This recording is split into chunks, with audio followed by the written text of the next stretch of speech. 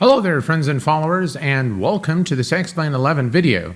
Today we're going to be taking a look at the Nimbus Simulations UH-1 or Huey.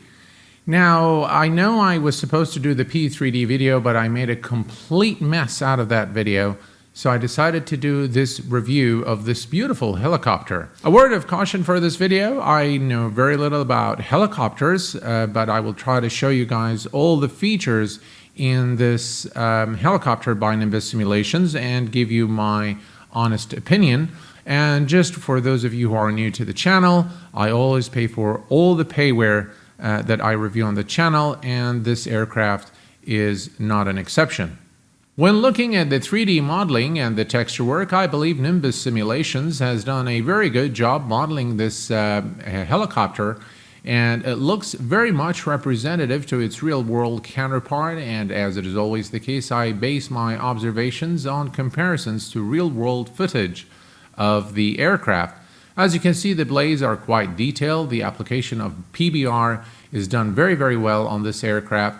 The amount of detail right here is just phenomenal. Really very, very nice texture work, very nice representation.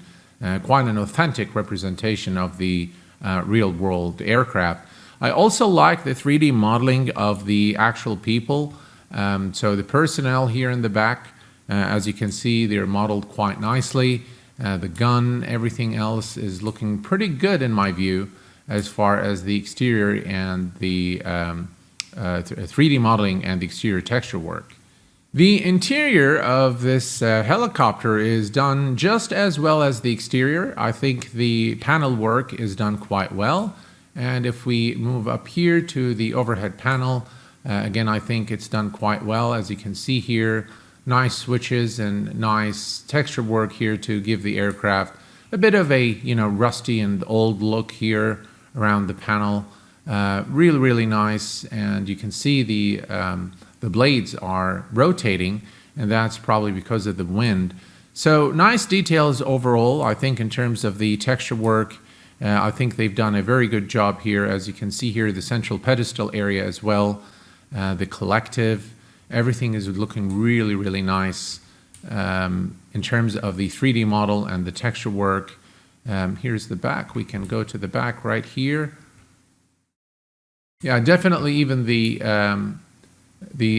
again, you can see here the modeling of the personnel, the Army personnel. I think it's done quite well. And there's the gun there. And yeah, so in terms of the 3D model, the texture work, I think they've done a very good job. So very immersive in terms of how the aircraft looks.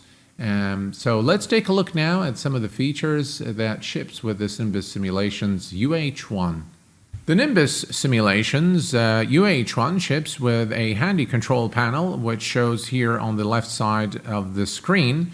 Now, I would have preferred that the control panel is hidden, and as you hover the mouse over the left side of the screen, it would pop up and then goes away. That's not the case in this Nimbus Simulations production. Nonetheless, it ships with a checklist. It has a maintenance hangar, and as you can see here, I've really abused this helicopter quite a bit. And you can see the main rotor hub. Everything probably needs oil and needs servicing after the constant abuse that I've subjected this aircraft to. So we're going to click here on service, and as you can see, it takes some time to service the aircraft. But we can click here and add the oil, so everything is in perfect condition for our test flight. And as the aircraft is being serviced, as it reaches the 80s, it turns to yellow and then turns back to green once it's in the 90s range, which in my view is really a nice option. For those of you who are not really fond of realism, then you can elect to take this option here, which says always like new, which means abuse to the helicopter will not affect the various parts and components. You can also observe the axis for your controls. So this is full up, full down, and you can also view the axis for the collective You can also summon your co-pilot to take control of the aircraft while you're airborne, and that is a nice feature. If you like to have some coffee like I do, then that really comes in very handy. The weight and balance is where you can configure the aircraft weight and balance, remove the officers in the back. You can add passengers, and you can also select to show the passengers while inside or just while you're outside. And you can also toggle the units between kilograms and pounds, a feature that I always appreciate in any payware or freeware add-on for that matter. You can also toggle the fuel and the tanks here, and that will show you the total weight of the aircraft with the cargo and balance weight. Last but not least, you have the doors and accessories control panel window, where you can click just here to open the doors. So we're gonna go ahead and click on all of these and open all the doors. And I'm gonna just switch to external view here. As you can see now, all the doors are open. This is a sliding door, ready for the gunmen to fire the guns. And of course we have the pilot and the co-pilot. Really very nicely done aircraft in terms of the 3D modeling, the texture work, as well as the features. They're not bad. I would have liked to see the rain effect, for example, on this aircraft, considering its price, which I think is a bit on the higher end, if you ask me. But nonetheless, very well-made aircraft. I just thought that the price versus the features it is probably a bit on the higher side. That's my view, though. You don't have to agree with it. That's my personal opinion. Okay, so what we're going to do now is we're going to head back inside the aircraft, and we're going to close all the doors. So let's close the door here, here, and back here. Actually, let's leave this door open, and we're going to close all the rest. All right, we have all the doors closed now, and we are ready to go. So we're going to head over here to the overhead panel, and let's see here, battery. Now, one thing I've struggled with is those switches, and Nimbus Simulations has got to do something about it. Everything else here checks okay. Starter is on Gen Start, and the inverter is in the off position. All right. As you can see now, we have the master caution light here. And let's see here. We need the hydraulics. See, I really have a trouble with this. And we have the force trim on as well. And then fuel. Fuel is on. And what we need to do is we're going to just set the throttle to full and then idle again. And we are now ready. Let me see here. Where is the... Okay, so position light, anti-collision light. Yeah, we'll leave that on flash. Okay, so we are ready to go. Now, with the Nimbus Simulations, the starter button is right here, and I think it's hidden somewhere here. But what I've done is I've mapped a joystick button to it, so I can just press it and wait for the RPM to reach about 4. At 4, you'll probably see the propellers or the blades starting to rotate, and then we can release the button. So let's do that. As you can see, it's now drawing power. So the master caution light is dimmed. And now we can see RPM is rising. Yeah, about 3 or 4. We should be able to see the... there we go. Now we can see the blades rotating. Really nice sounds. I'm going to wait until about 4,000. All right, we can release it now. And we'll head back here and change this to... no, actually, initial separator should be on. Let's see. Okay, there we go. Finally. Yeah. All right, and we need to turn the landing lights on. Now we're going to increase the throttle And you need to be very careful when you increase the throttle not to do it too quickly, or you could burn your engines.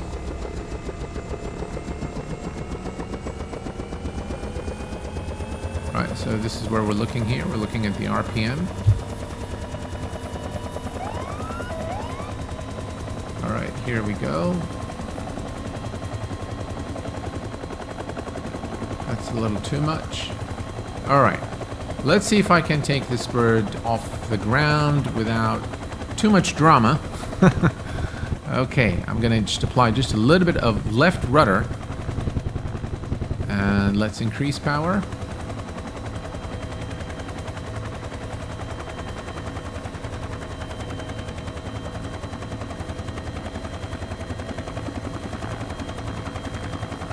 I really like the effect here of the dust.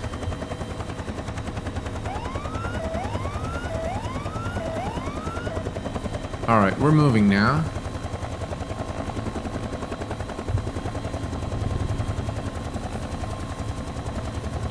Alright, as you can see, I'm not very proficient in flying this aircraft, but hopefully I'll be able to do something useful. Alright, so we're off the ground, and yeah, I think we are moving forward now. Something is not right though. I can see this. Okay, I think we are good now. Yeah, so it is not easy to fly helicopters, I'll tell you that. I'm not proficient at all in flying helicopters. So this is the best I could have done after the, after training myself a little bit not to crash immediately after takeoff. So yeah, I really like this aircraft. If you like helicopters, I think this is one that you should probably get because it is extremely fun and challenging to fly, especially if you're learning helicopters. I don't really fly them at all, but this one is quite nice. I have the Bell 407, I think, but for some reason it doesn't start now in X-Plane 11. We can fire the gun. Look at that. I absolutely adore that. Very, very nice. Nice sounds, a nice effect out of the gun barrel right there. Yeah.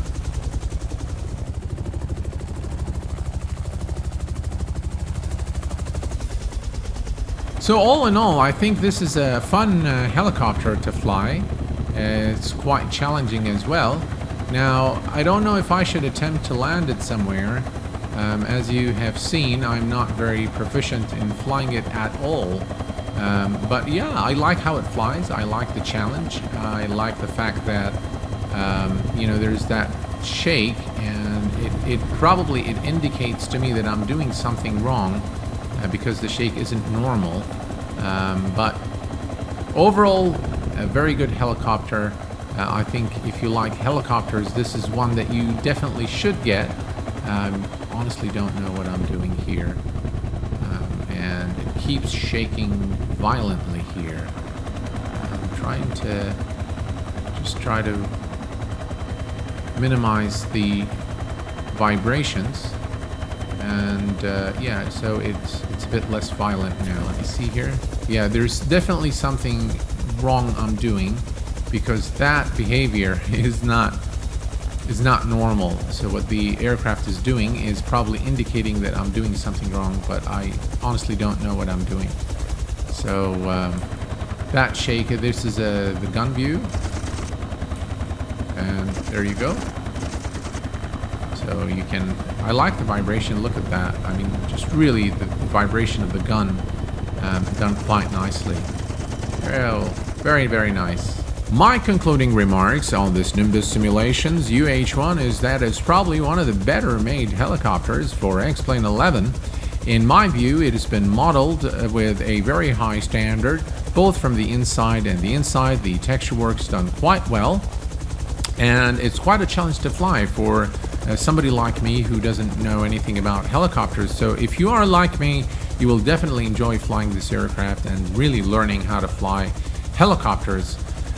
For those of you who are advanced helicopter flyers, I would be very interested to know what your thoughts are on the flight model and how this aircraft handles. I watched a couple of videos for V1 Simulations, which is a real-world pilot taking off, landing, and doing all sorts of things. with it, and he actually praised the aircraft quite a bit. So it must be an aircraft that is quite popular with those who fly helicopters. So in terms of the features, I believe it's got some good features, but I think it can be improved a little bit, especially with those switches definitely need to be fixed. Maybe a rain effect and maybe an improved control panel. As far as the price is concerned, considering what I've said about the features and the control panel, I think that the price is a bit on the higher end, but that's just my personal view. Folks, I hope that you've enjoyed watching this video. Until next time, please take care of yourselves and each other, and I will see you all very soon. Thanks for watching, and bye-bye for now.